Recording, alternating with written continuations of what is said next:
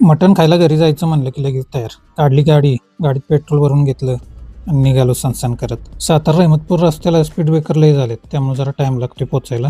घरी पोचलो की डायरेक्ट किचनमध्येच गेलो. रस्सा बघून तोंडाला पाणी सुटलं, बसलो डायरेक्ट जेवायला. म्हणलं स्वतःच वाढून घ्यावं, पहिले झटकाचं डायरेक्ट नळीच आली. मग काय खुशच की गडी.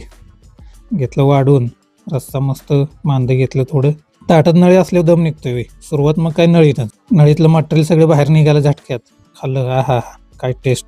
अजून म्हणलं नळीत काय शिल्लक आहे का बघावं. बघितलं तर आरपार दिसायला लागलं पलीकडं. आता नंबर होता रश्श्याचा. लिंबू पिळलं आणि पहिला जे घोट घेतला, डायरेक्ट मेंदूत मुंग्या. इतकं भारी झालं होतं.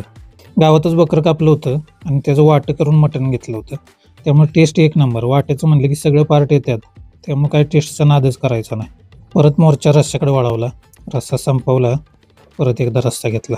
भाकरी एकच खातोय पण रस्सा दाबून प्यायला आवडतोय बघा मला.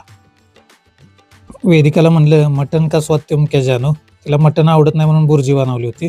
भाकरी झाली, आता इंद्रायणी भात आणि त्याच्यावर थोडंसं आळणी आणि मिक्स करून घेतलं. आळणी घेतलं तर काही नादच करायचा नाही. पोट तर भरलं होतं पण रस्सा पूर्ण खुणावत होता. परत एकदा रस्सा शेवटी घेतला आणि म्हणलं तर बास लय झालं.